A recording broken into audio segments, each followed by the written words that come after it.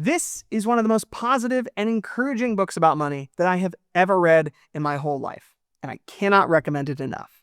No, I cannot recommend it.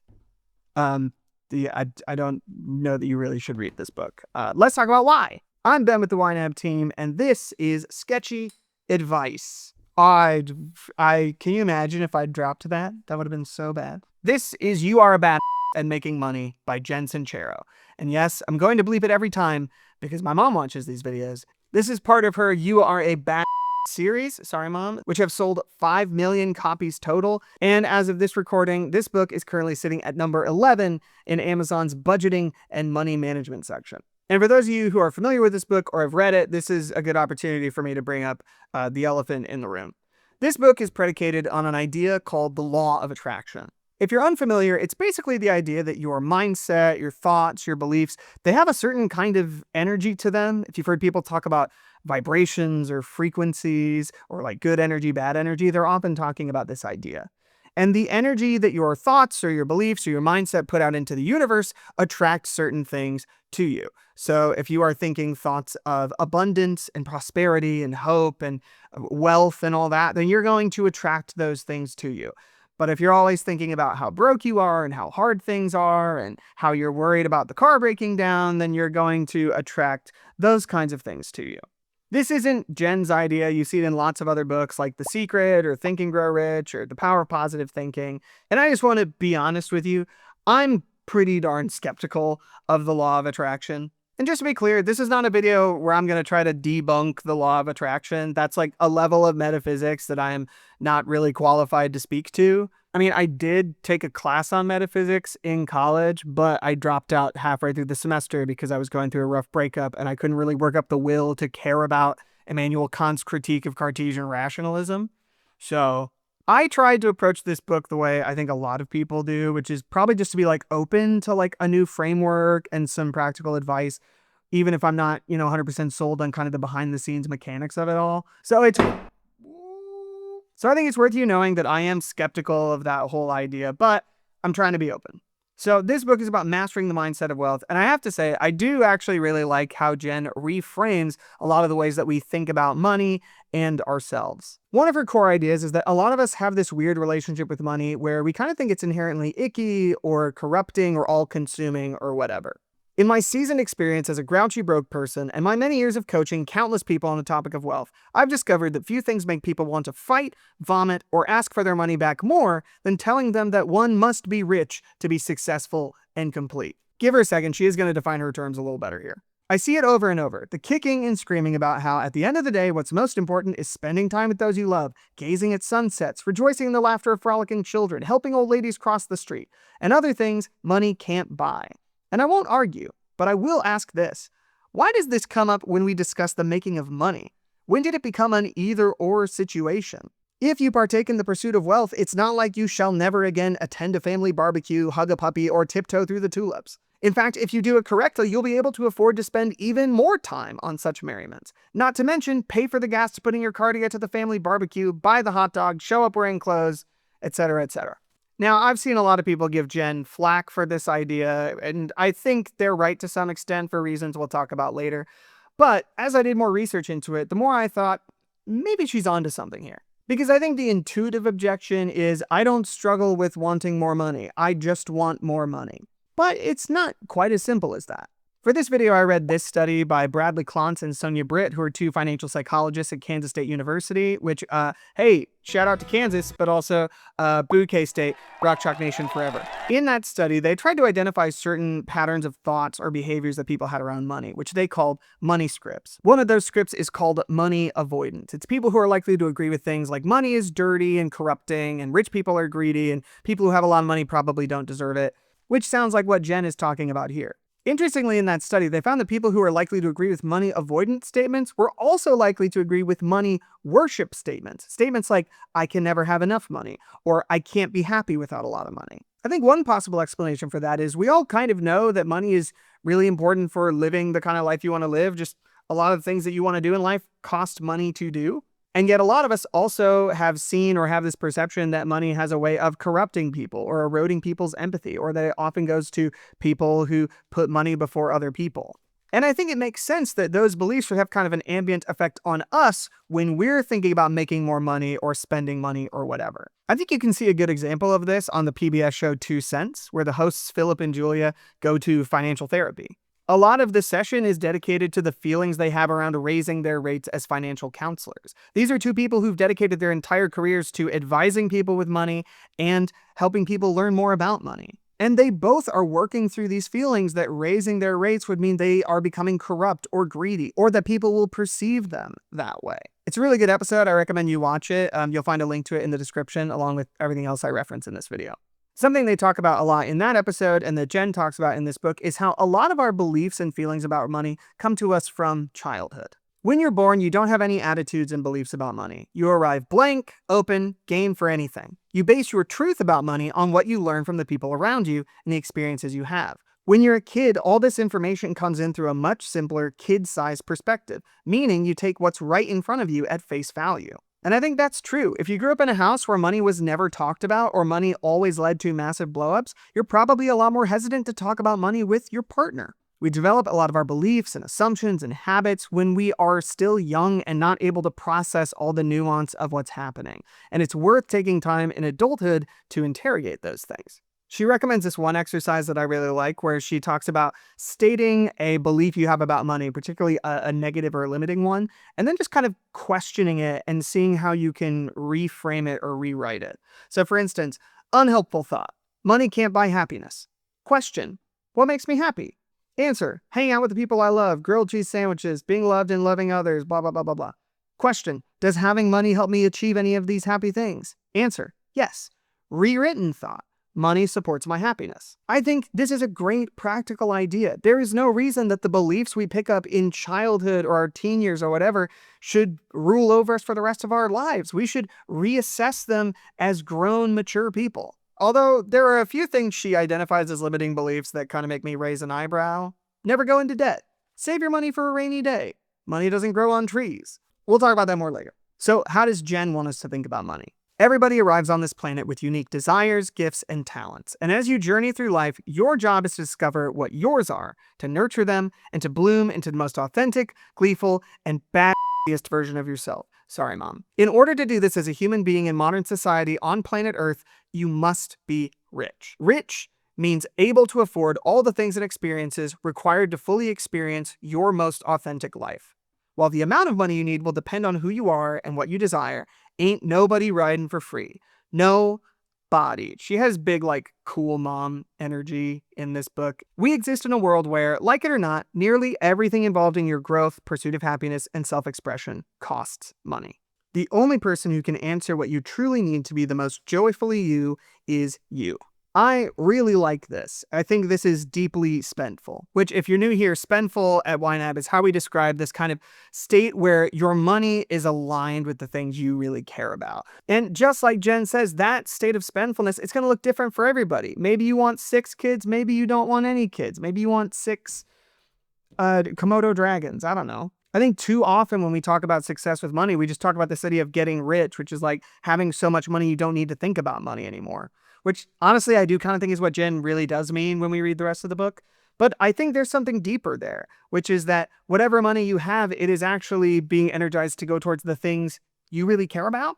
In general, so much of this book is about just kind of taking you off of autopilot with money. It is so easy to just get into a routine of going to work, paying bills, having a little bit of fun, and just living in that cycle, when there are all kinds of things that you probably want to see materialize in your life that require just more intentionality and planning than that. Not to toot my YNAB horn here, but here we go, toot toot. I think this is one of the most underrated features of what we at YNAB call giving every dollar a job. So many of us, money is just this abstract thing. It's this pile of money over here that we need to do stuff with in order to survive and to have fun and blah, blah, blah. But it's just purposeless. It's kind of inert. It's either really easy to spend $20 because it's just $20, or it's really hard to spend $20 because that's a whole $20. But when you give every dollar a job, when you name what you want every dollar to do before you actually spend it, you're kind of imbuing it with this potential energy. It is much easier to spend money on Chipotle guilt-free when you have dollars specifically set aside for that purpose. And it is much harder to spend all the money that you're supposed to spend on your anniversary on McDonald's when you have literally marked that money for that purpose. And then when something comes up that you didn't expect, you need to spend money outside of your plan, you're being really concrete about the trade-offs. Am I going to pull from the anniversary money or am I going to pull from the Chipotle money? Maybe that is changing like the frequency or the vibrations of your dollars, or maybe it's just raising awareness around your priorities and the trade-offs that you're making all the time that affect those priorities. But either way, when you give every dollar a job, it reframes your whole mindset around spending and saving and the decisions you make. Okay, back to the book. A lot of the rest of this book is just kind of doubling down and just kind of rah-rah cheerleader stuff. She talks about the importance and power of gratitude, which is really nice. Broadly speaking, I'm like really on board with the mission of this book. It reminds me of a book I read by psychologist Graham Davy called The Catastrophic Warrior. Something he found in his research is that when you look at chronic worriers, their biggest obstacle isn't actually like their skills. It's rarely that they like don't know what to do or don't have the skills or like resources to accomplish it. Often, it's just an issue of confidence. You know what to do, you're just not sure that you actually know what to do. This book, I think, at its best, is like a hug and a fist bump. It's like, hey, you're a worthwhile person, and you can do this. And I'm sure this book has helped a lot of people to just get out of their own heads and just try something. And I'm sure for so many people, that's been really positive. But some of the things that Jen says in this book are dangerous. She starts one chapter by repeating this famous anecdote about Jim Carrey, which I'll let him tell. So didn't you write yourself a check? I heard that you did. Is that true? I wrote myself a check for $10 million for acting services rendered, and I gave myself 5 years, or 3 years maybe, and I dated it Thanksgiving 1995. And I put it in my wallet and I kept it there, and it deteriorated and stuff. But then just before Thanksgiving 1995, I found out that I was going to make $10 million on, I think it was Dumb and Dumber, maybe. Dumb and Dumber, yeah. Yeah. So you visualize yourself like, Oh, yeah.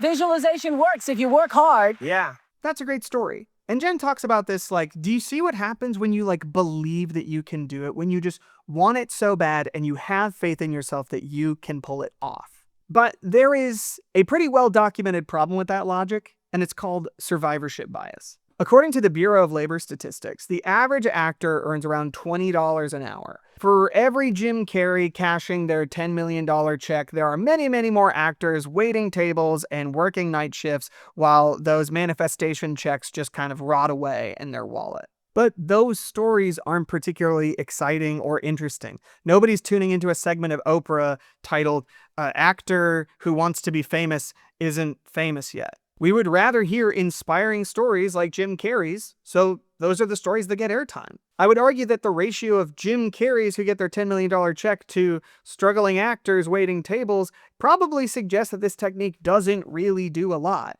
It might help you feel better, it might make you feel more motivated, but this is really more of a cute anecdote than anything kind of concrete you can latch onto. But I think Jen would actually disagree with me. Maybe the universe is testing those actors' faith. With the really big stuff, very often you're required to get to the point where your faith is the only thing you've got left, because you've gone so far out to the edge that anything familiar or safe or rational isn't even a blip in your rearview mirror anymore. A test of faith is like playing chicken with the universe. Or these people just didn't have enough faith. We all have the choice to think what we want to think and to take responsibility for the fact that our thoughts create our financial realities. Universal intelligence is like a giant ear with a glass pressed up against your mind, listening to your thoughts, so it can get down to business and help you create whatever you set your mind to. If it's on your mind, it will soon be in your lap. Now, maybe that's true. But here's the thing. Whether you're Jim Carrey with your $10 million or you're still struggling to get an ensemble role in your regional production of Les Mis, either way, Jen can always say she's right. Because if you read this book and you follow the advice and you have a lot of success, then Jen can say, wow, look, this stuff really works. But if you read the book and you try to follow the advice and you don't find success, well, that might be based on some belief or feeling that you have that's blocking you. And if you're like, but I don't have any of those, then she can say, well, maybe it's subconscious. Maybe you haven't really realized it yet. The problem isn't with the advice, it's just that you don't believe it enough. And this leads to a really interesting aspect of Jen's advice. Katie Heaney wrote an excellent profile on Jen Sincero for The Cut, and in it she talks about a Q&A that she attended that Jen Sincero was leading. One woman got up and asked Jen how to get over her wealth block, which is basically one of these limiting beliefs that keeps you from attracting the wealth you want. The first thing Jen asked her was, do you have a coach? To which the woman said, yes, several. The next thing she asked was, group or one-on-one? To which the woman said, group. And Jen said, you gotta do one-on-one. It's really expensive, but it's so worth it. If there is one piece of advice that Jen is most consistent about repeating, it's get a life coach. I paid more for my first coach than I paid for all of my crappy cars put together. If you want to birth a new life, you got to get in the game and you got to scare the crap out of yourself. So spend money on coaching. If you need the money to hire a coach or to hire a mentor or to invest in your business, find the money. You can find it. It exists. If it was a life or death situation and you needed that money, you would find that money. Page 214 of her book, she says, hire a coach and or get a mentor. Are you sick of me saying this yet? Listen, I'm all for getting like another person's perspective or expertise, but when she says a coach, she's not necessarily talking about a credentialed therapist or an expert in your business field. She is talking about someone who has started a life coaching business to give advice to people. And that would be fine, except that these people do not come cheap. I looked through a database of these, and most of them, it's $100 minimum for a single session. That's money you could be spending on going to a licensed counselor or taking a course to grow your skills. But it makes sense that Jen would recommend this because, according to her, her major breakthrough came with hiring a life coach. She describes going to the seminar where she just really connected with the person leading it. She felt like this is the person who's going to help me break through my barriers and find real success. Then she talks about how much it cost. He pitched us 2 opportunities to work with him. One was a group coaching package where you'd gather in person a couple of times a year, get phone support, email support, group cheerleading, etc. for $15,000. Then there was the big fancy no-nonsense year-long package where you got to work with the master one-on-one. This was me. This was exactly what I needed. This cost $85,000. And you might be like, well, okay, but she's sold 5 million copies of her book. She's super successful and rich now.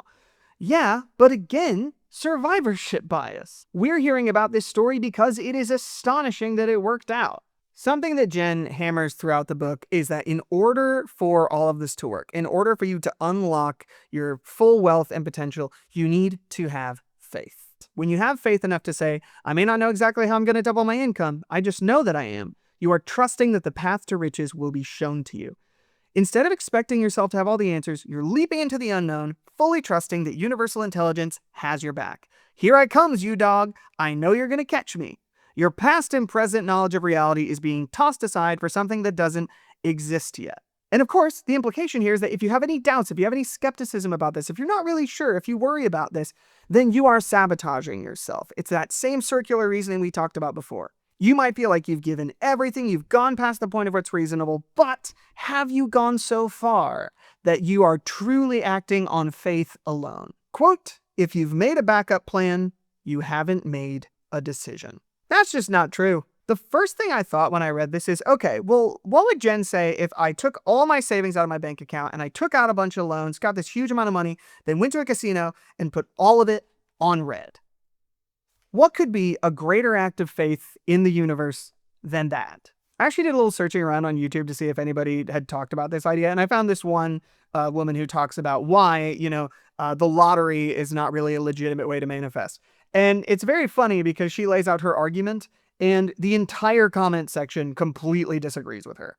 Again, I'm not trying to debunk the law of attraction, and I'm no expert on this stuff, but it really seems like the way Jen presents this, that the best thing you could do is just take all your money and go gamble it on something. But she doesn't tell you to gamble that way. Instead, she tells you to gamble with debt. Sometimes the scary risk we need to take to get to the next level is spending money we don't have yet. It's the money version of leap and the net will appear. Now, I'm not like a dogmatic anti-debt person. I understand that, if you're buying a house or you need a car or you're starting a business, like there are all kinds of situations in which taking out debt can make sense and be responsible. Like I totally understand that. And to be fair to Jen, she does say, I am not recommending you go into debt if you feel there are other options. This is a last resort option, but a viable one only if you've got the right mindset in place. Which is nice, I guess, except that it goes against everything Jen has taught you. And it's not what Jen did. Literally 3 pages before she says only use debt as a last resort, she says this. Remember that $85,000 I told you I manifested to pay for my big fat coaching package? Well, I'm going to tell you how I did it, because it was right up there with one of the scariest, most uncomfortable things I've ever done. I guess that's my cool mom voice. Once I decided to get coached at that level for reals, instead of running and hiding like I did the first time around, I acted on an idea that came to my mind the moment it arrived.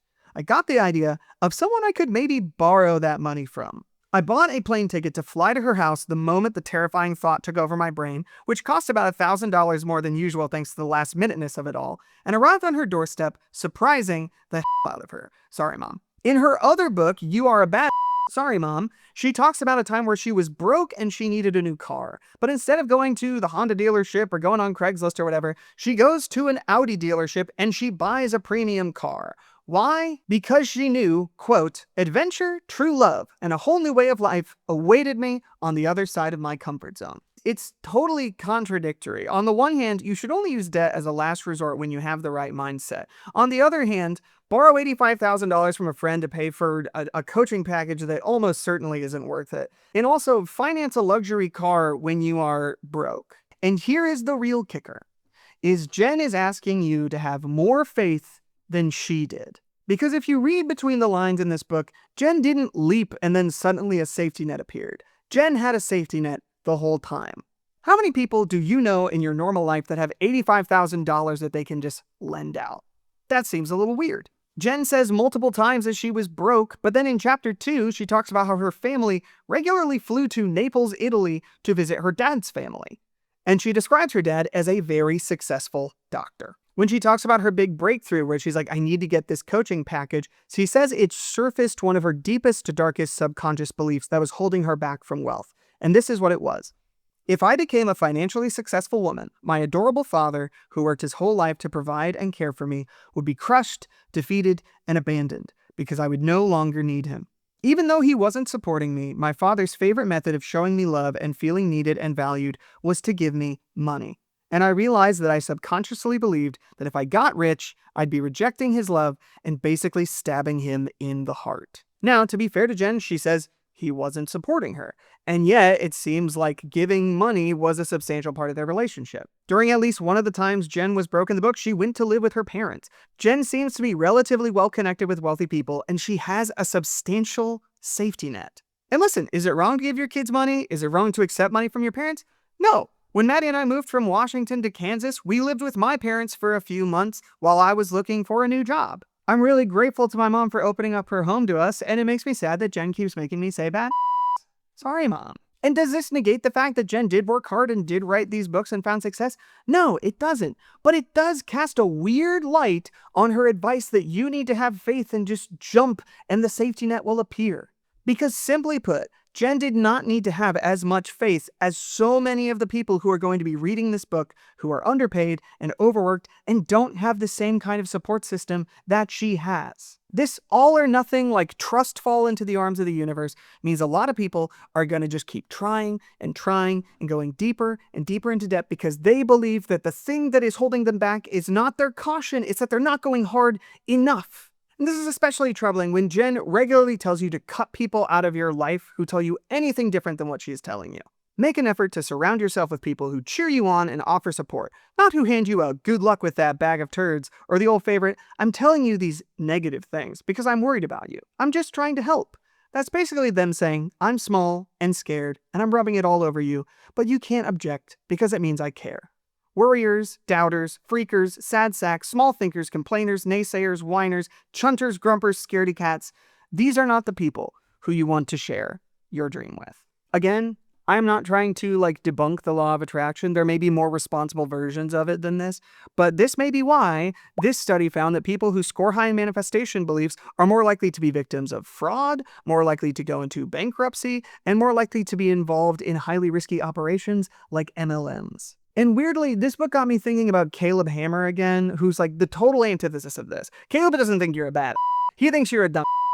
Sorry, Mom. How many people like take this hook, line, and sinker and like totally go hard with it, have a terrible fall, and then wind up swinging over to the grumpy, like self-restricting, like grow up and shut up mentality of the Dave Ramseys and Caleb Hammers of the world? It feels like there are kind of these two ditches between like manifest your millions and like only eat rice and beans. It's like, guys, we don't have to do it like this. We can have positive thoughts of ourselves and our money and value our dreams and our goals and take big risks and things like this, and also be grounded in reality and also have a backup plan. If you want to take a step in that direction in this middle way, then I would really recommend learn how to give every dollar a job. We got a video about that right here. And you can subscribe here. We're talking about this stuff all the time. Because if there is anything that I want to manifest in this world, it is a world where we don't have to choose between the Jen Sinceros and the Caleb Hammers. Bye.